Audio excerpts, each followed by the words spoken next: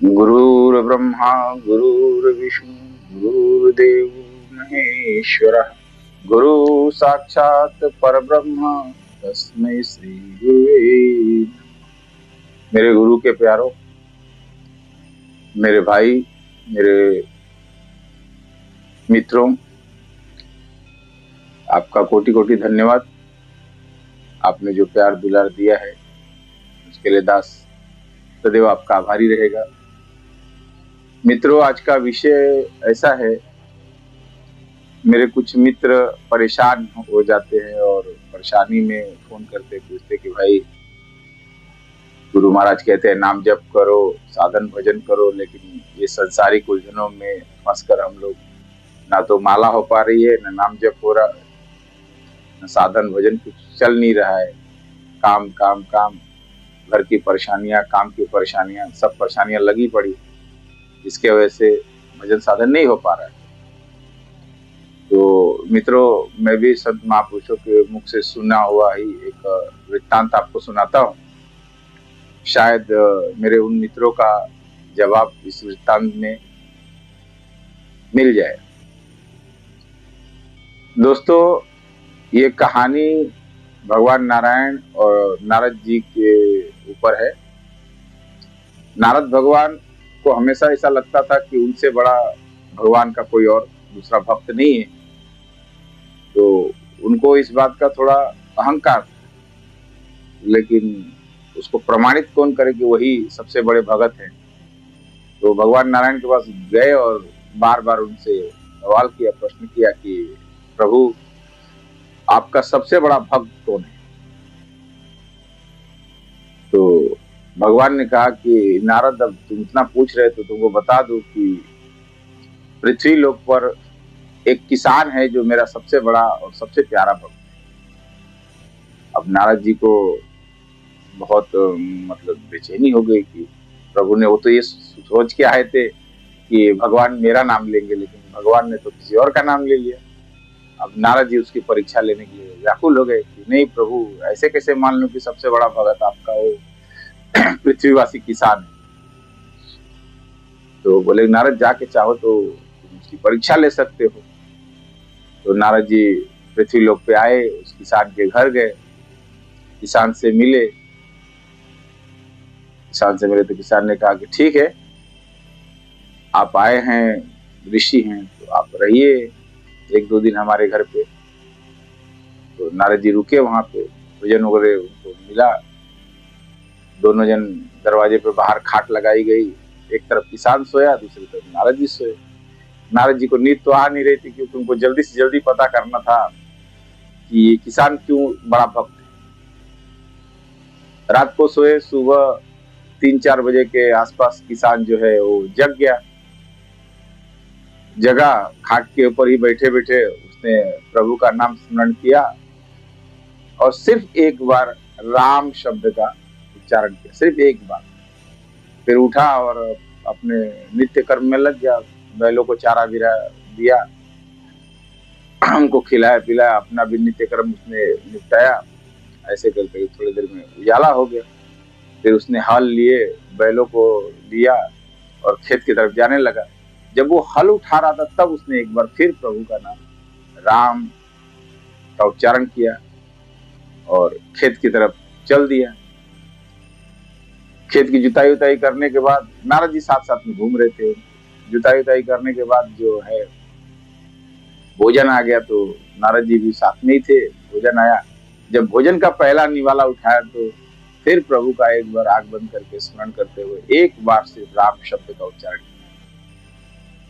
फिर शाम को सब काम से निवृत्त होने के बाद भोजन के समय एक बार फिर प्रभु का नाम स्मरण किया, राम शब्द का उच्चारण किया।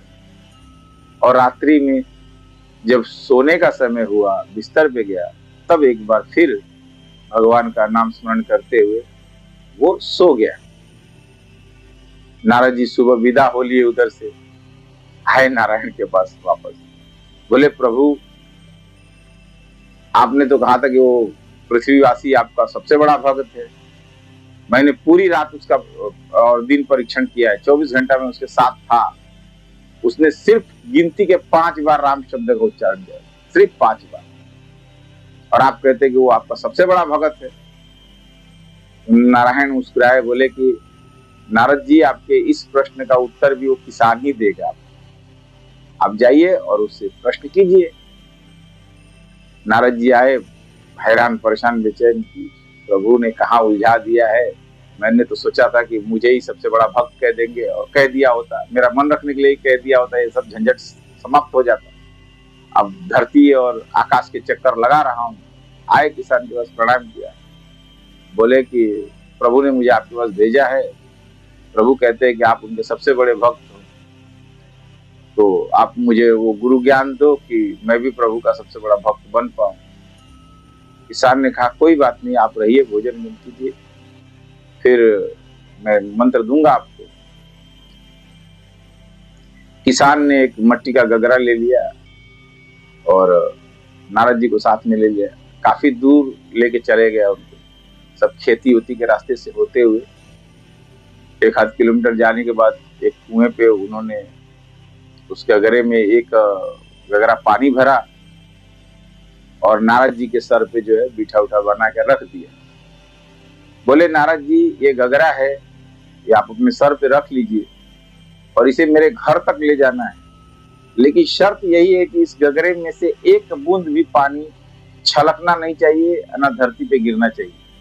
जिस तरह से ये गगरा भरा हुआ है, ऐसे भरे के भरे मेरे घर तक आपको पहुंचाना है, तब ये साबित हो पाएगा कि आप प्रभु के सबसे बड़े भक्त।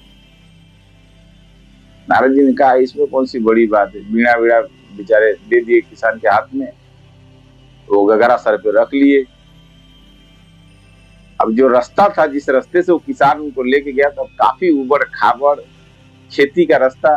कोई खेत जोते हुए है, कोई ऐसे बंजर पड़े हुए, किसी में अरहर की खूंटी है, किसी में गेहूं की खूंटी है, दुनिया भर का खराब रास्ते पे से अब नारद जी एक एक कदम फूंक फूंक के चले, लेकिन पूरा ध्यान गगरे पे था कि एक बूंद पानी छलकना नहीं चाहिए, नहीं तो भक्ति गड़बड़ा जाएगी।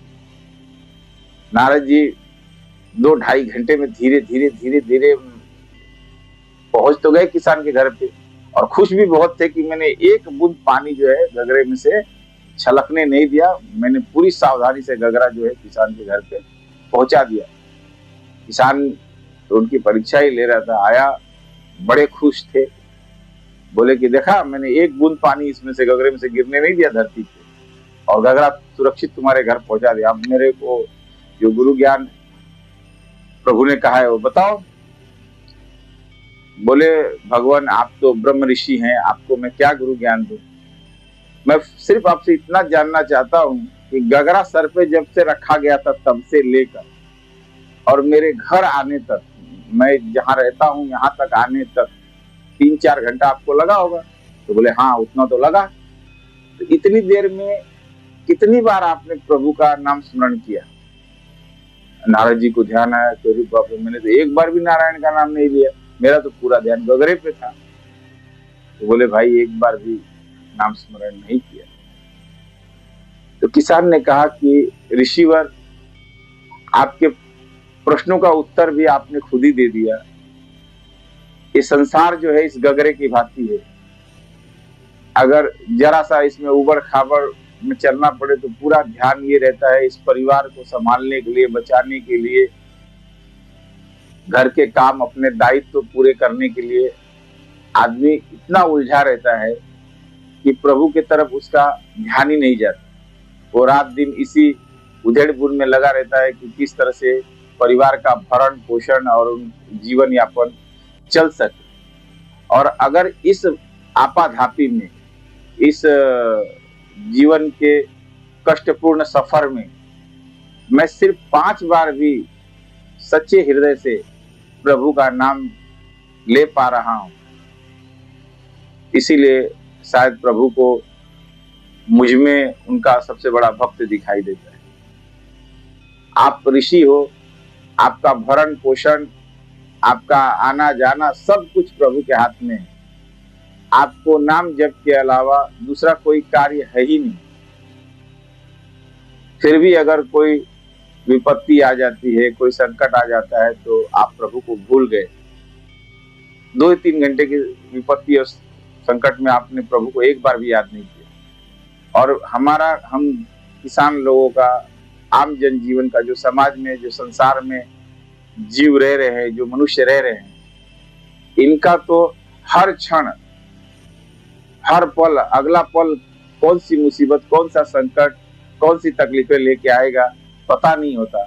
उसके बाद भी अगर ये 2 बार, 4 बार, 5 बार, 10 बार, या सिर्फ सुबह शाम, या एक बार ही सही, अगर सच्चे हृदय से उस प्रभु परमात्मा को, हृदय निवासी परमात्मा को अगर स्मरण कर पा रहे हैं, याद कर पा रहे हैं, तो प्रभु उनसे प्यार ही करेंगे, उन्हें ही अपना सच्चा भक्त मानेंगे। मित्रों,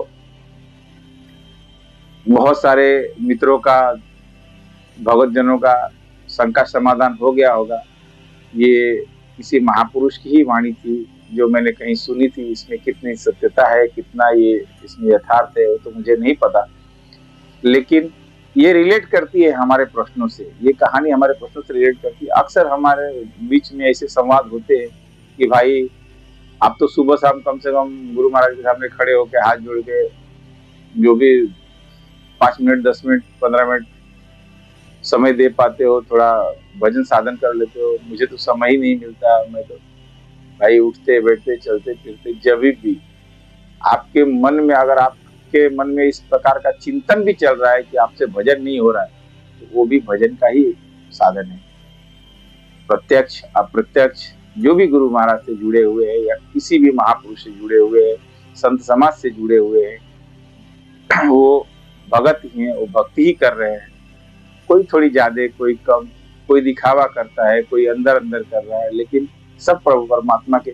जो नास्तिक है वो भी भगवान के ही भक्त है। ना अस्ति, उसने देखा नहीं, जाना नहीं, इसलिए वो मानता नहीं, कोई बात नहीं, लेकिन उसको भी चलाने वाला, उसको भी संभालने वाला वही प्रभु परमात्मा है। वो नास्तिकों से भी द्वेष नहीं करता। वो प्रभु, वो सबका भरण करता है। यही कहते हुए मित्रों, मैं अपनी वाणी को विराम देता हूँ। आप में रमे राम को मैं प्रणाम करता हूँ। ओम श्री सद्गुरुदेव भगवान की